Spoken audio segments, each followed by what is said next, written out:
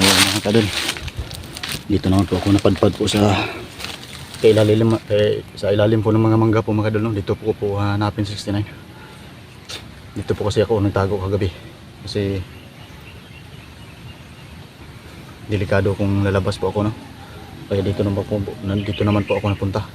So nagbihis po ako ng damit kasi sobrang kati na po mga kadol. Sana mahanap po natin 69 dito.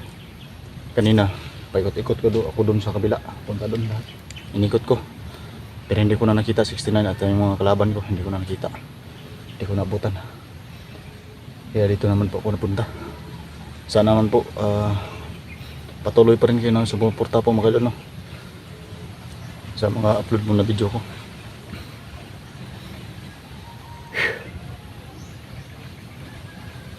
Hindi ako titigil po mga kadol na hanggat hindi ko kaya, hanggat hindi ko mailigtas yung kasamahan ko. Kasi nag-alala na po yung pamilya niya, no? Yung ibang kasamahan ko dati hindi po sila makasama kasi may ginagawa po sila mga kadol. Busy po sila sa trabaho nila. Nanghingi na po ako ng tulong sa ibang tao po mga kadol. Sabi nila baka sa sunod na mga araw sasama sila sa akin mga kadol, no? Saka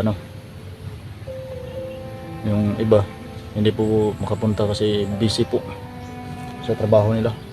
So ako lang po yung mag-isa ngayon na maghanap. Tinawagan ko sila.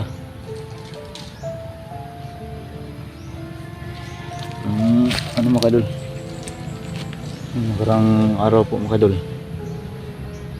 marami po akong patay po mga kadol, no? Mga bandido. So ayan, no? Yung buong area mga kadol, no? Puro may mga mangga. Ayan, kami mga kadol dito. Sana wala pong mangyaring masama po sa akin mga kadol, no? Dito sa paghanap ko po ka 69. Ikot-ikot tayo dito mga kadol.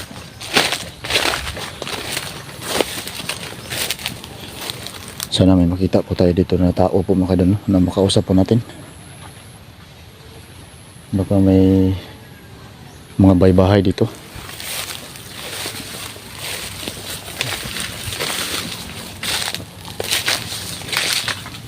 Ayun,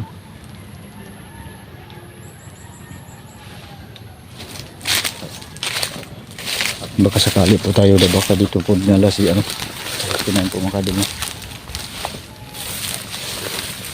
Kasi nagmasid-masid po ako doon sa pinangyarihan ng nakarang araw.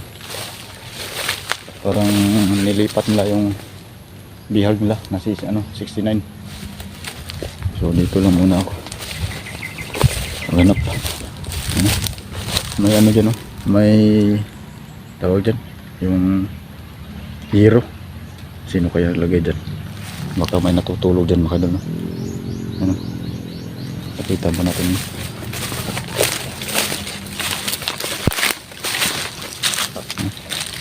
May mga trapal po. Sika may hero. Siguro may bahay dito siguro dati.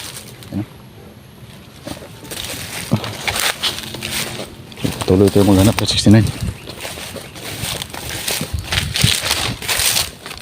Sana makita po natin siya mga kadol.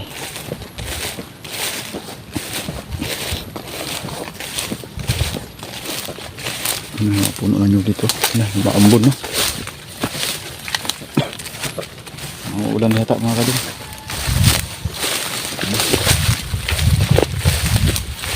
Hindi tayo titigil na maghanap po mga kadol, no?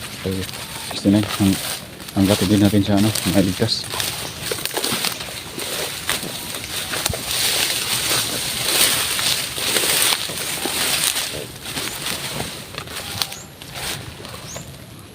May narinig po mga kadol, parang may kambing. Wala, may mga aso. Saka may tao doon sa baba.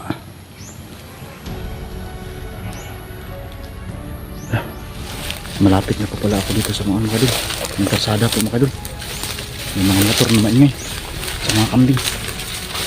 Sana may makita tayong tao dito. Ang pagtanungan. Salamat. Ang tanong ko dito. Kung may ano, may tao dito.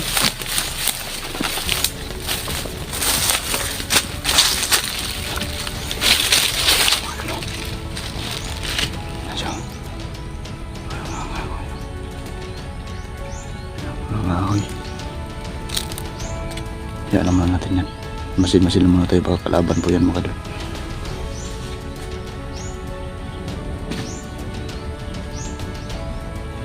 Masdan naman natin kung ano yung gawin niya. Kumukuha po siya ng kahoy mga kadol. Siguro baka hindi po kalaban mga kadol. Kuha siya ng kahoy. Lapitan natin.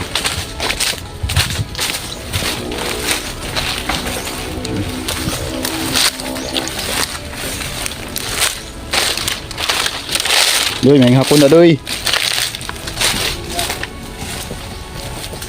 Namunsa ka doy? Nangahoy ka? Nakita ang tao diri ah? Naya. Ginapos? Asa man lagi dala? Yung mga taubos. Dito?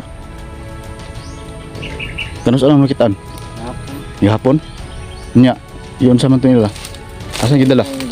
Dugo ng Kadugo ang naong? Uy. So mga kadol, nakita po pala siyang tao dito doon mga kadol na ginapos mga kadol. Ano daw yung mukha niya, may mga dugo daw. Unya, pagkakita ano mo, wala kang hidagan, wala kang mahadlok. hadlok yan niya. Asa pa dulong dito? Hidagan? Dalan dito, tabok. So dinala daw yung tao mga kadol na ginapos, yung C69 na yun. Papunta doon daw sa kabila. So yan, permado po mga kadol, dito doon na dinala. Asa ni Agi, diri, anak dito? Dito na banda sa kabila mga kadol.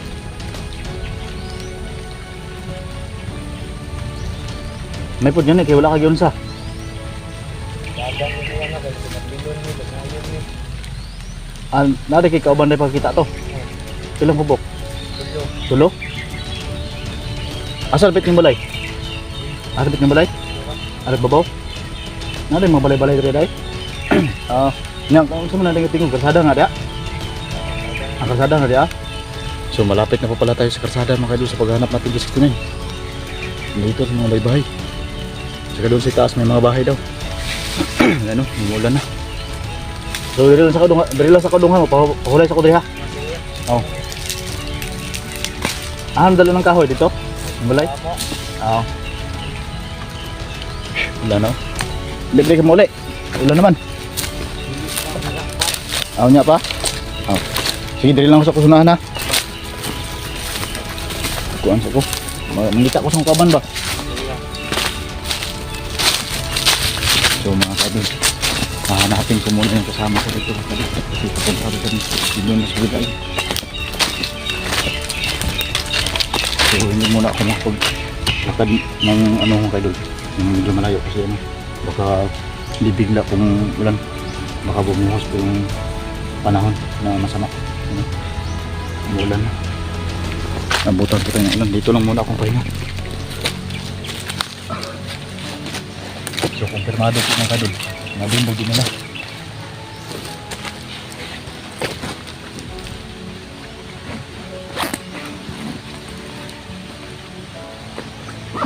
Yung isang pantalon ko po mga kadol. Wala na. Basa. Kaya binisan ko. Saka makati na po yun.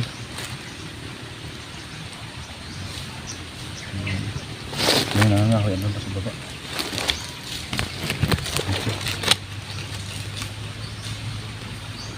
Hayaan lang muna natin yan.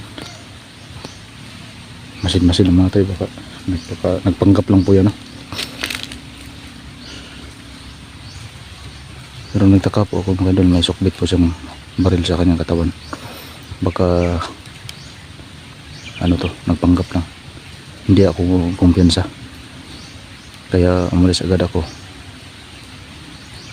Ganina nung kinausap ko, sabi niya raw dinala daw 69 doon sa kabila. Pero iwan ko lang kung totoo ba yung sinabi niya. Kaya magmasil-masil muna ako sa kanya. Ayan o. Pakalapad siya. Pero siguro hindi naman siguro siya masamang tao mga kadol. Kasi sabi niya may mga bahay naman dito. Pero siguro totoo naman po yung sinabi niya. Kami narinig naman tayo ng mga motor na dumadaan. Saka may kasada daw dun sa itaas. Dito lang muna akong pahinga sa mga kadol. Antayin muna natin na humupa po yung ulan. Baka lalakas to. Patay, basa tayo. Maghanap po tayo ng anahaw maya. May mga anahaw dun sa mga anahan. Kunin natin yan. Gawin natin ng pampantong. Banda nila. Hindi kayo padalos-dalos na lulusog agad para hindi tayo makita nila na makapasok sa kanila. Nilipat pala nila ng ibang lugar sa 69. Tsaka yung isang doon po. Parang nagbabantay siguro dito. Lang ngayon siya nakaupo lang.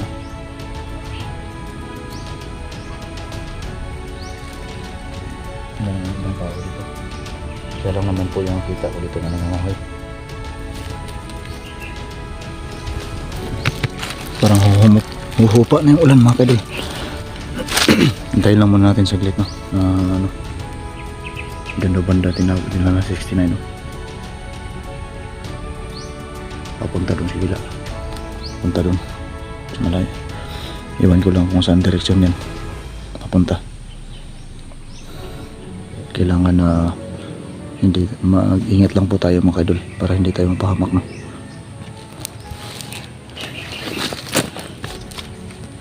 Masin-masin na natin sa paligid mga kadol. Wala na pong ulan.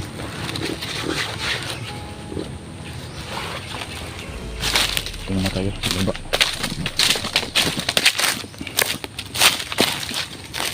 Tingnan po natin dito baka may dumaan. Ito may mga nyo po. Dito pala nila dinaan yung kaibigan ko. Ano?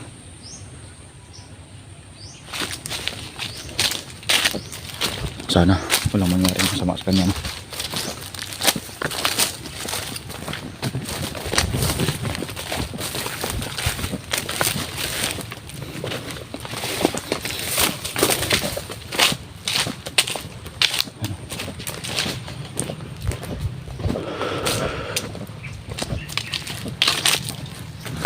Medyo malayo na rin yung nalakad ko mga idol sa paghanap ko sa kaibigan po natin mga idol na nabihag.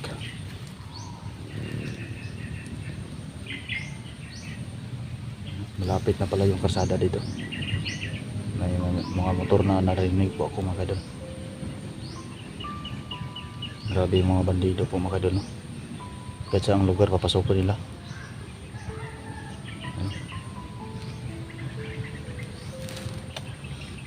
Brad, pakatatagal lang yan Brad, huwag kang malala. Patuloy pa rin ako na maghanap sa iyo kahit mag-isa lang ako. Kaya kitang ligtas.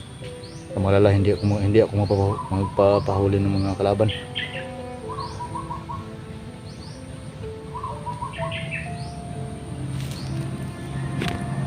Parang yung iba yung panahon natin mga kadol.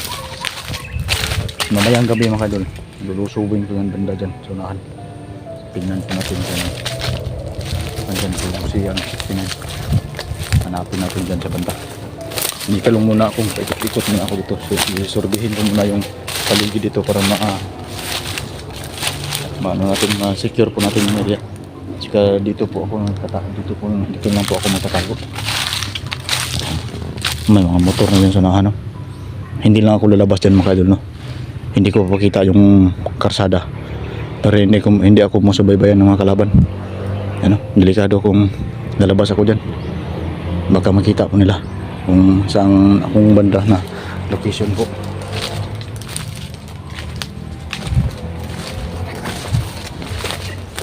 Maganda naman yung ire-repan ko dito. Walang kalaban dito. Puro mangga yung nakikita ko dito. So yan.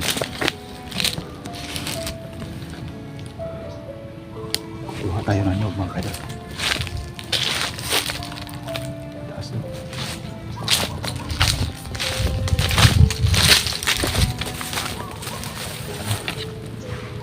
may mga bunga.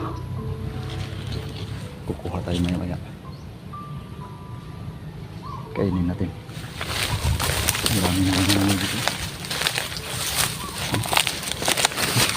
Siguro na naman.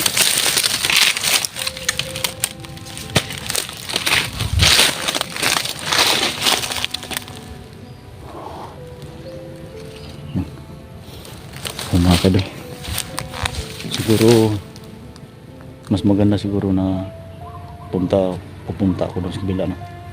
Lulusob ako doon para makita po natin yung area, para hindi tayo mapapano kapag gabi kasi delikado kung nakapasok ano tayo siguro. Pero mas maganda naman siguro kung ganitong oras medyo makulog din, kailangan na magmasid-masid ng mga tayo doon. So samahan niyo ako mga Diyos pagpunta din sa kabila.